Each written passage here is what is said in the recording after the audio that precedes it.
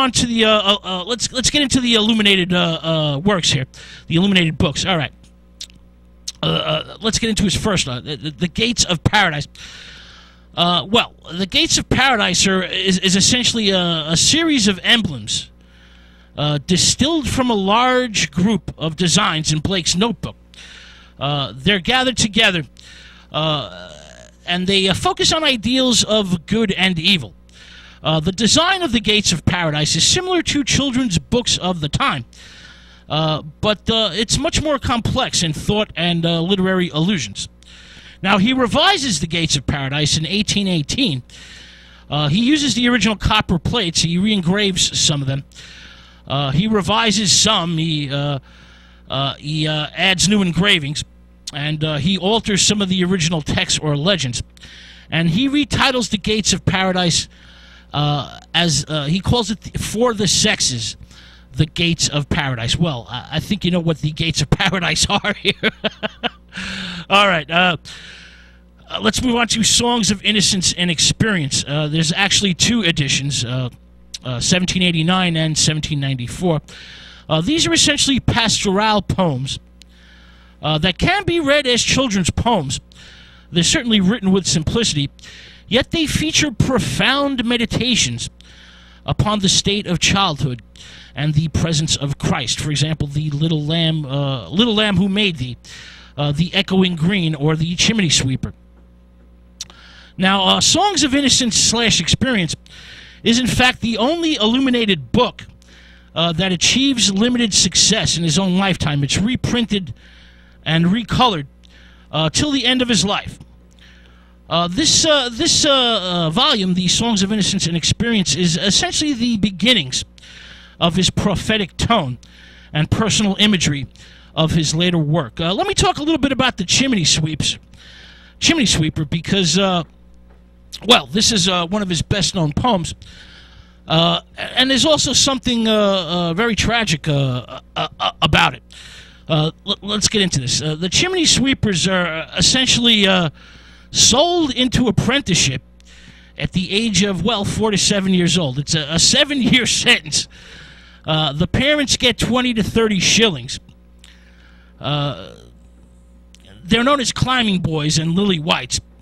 London, in fact, has a great need for their services. The chimneys are very narrow and twisted, and they're easily clogged up.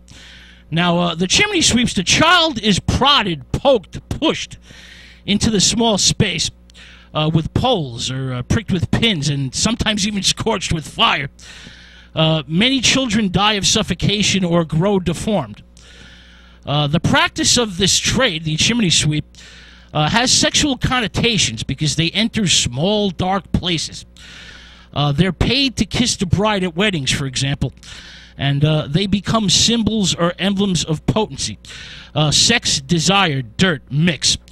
They're given a holiday once a year. This is May 1st, where the chimney sweeps, the children are able to forget their wretched existence for a day. It's a type of pagan procession / parade. They bang their brushes, climbing tools. Their faces are painted white.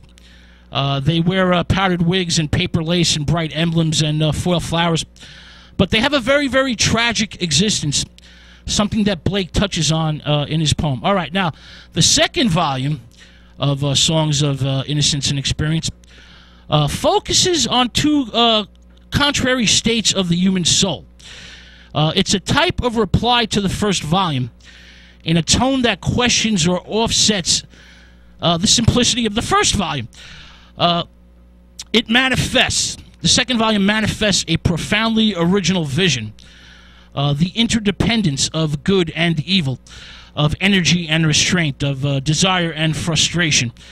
There's a certain extraordinary lyrical intensity in the second volume. For example, the Garden of Love, the Infant Sorrow, and Ah, Sunflower.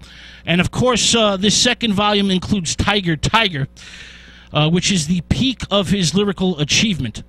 Tiger, Tiger is a key image. It's the embodiment of implacable primal power, physicality that both attracts and terrifies. Tiger, Tiger features the concept of a creator forging a savage, beautiful creature, and asks the age-old question, did the hand that made the lamb also make thee? All right, let's move on to Visions of the Daughters of Albion. This is 1793. Essentially, this is about sexual alienation in a fallen world. The tragic story of Athun, children as slaves. Athun is a free-spirited heroine involved in a triangular relationship with Thestormon, who symbolizes emotion, and Bromion, who symbolizes reason. The art is powerful. The front piece, for example, has deep somber hues that, well, match the poem's darkness. The text of the Visions of the Daughters of Albion questions female sexuality and liberation, and it's highly influenced by Mary Wollstonecraft's Rights of Women. For those of you who don't know, Mary Wollstonecraft is the mother of Mary Shelley, who wrote Frankenstein.